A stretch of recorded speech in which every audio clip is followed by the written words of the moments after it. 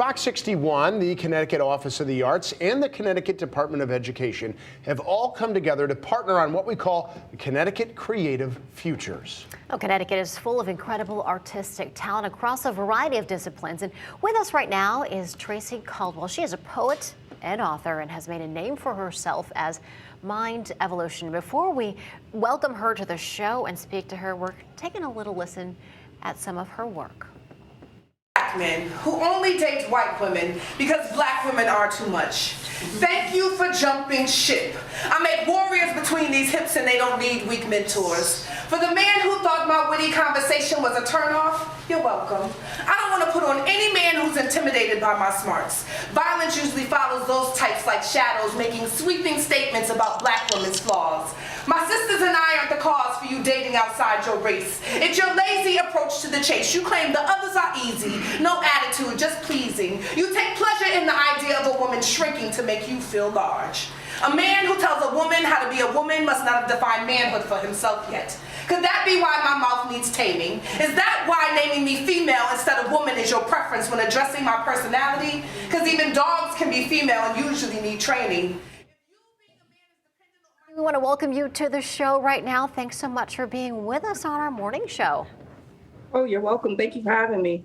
Well, we were just watching a powerful performance right there of you on stage. I wanted to know if you could briefly walk us through your journey as a poet and how you came to be standing on that stage, making such a powerful impact.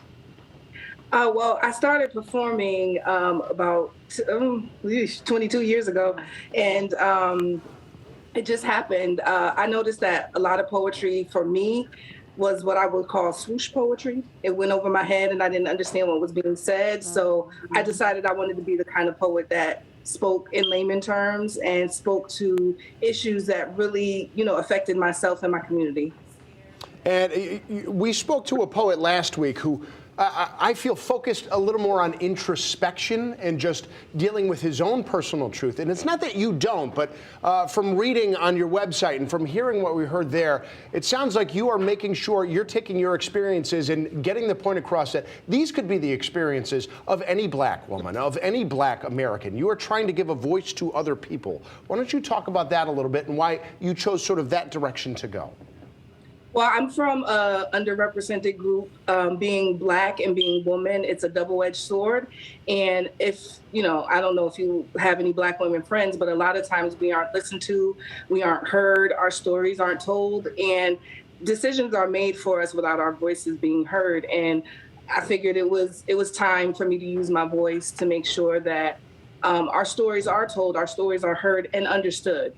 A lot of times, people think there isn't a problem because they're not hearing about it. So I just make sure to bring the problem right to your face, and then we have to address it. You have a powerful voice for social issues, for women's issues, specifically a powerful voice for women of color. Talk to us a little bit more about some of the strong, influential women in your life who really encouraged you and helped bring you up. Absolutely. Well, my mother is an immigrant. She's a Jamaican immigrant. And so I grew up with a lot of strong Jamaican women in my life who had to get it done by any means necessary.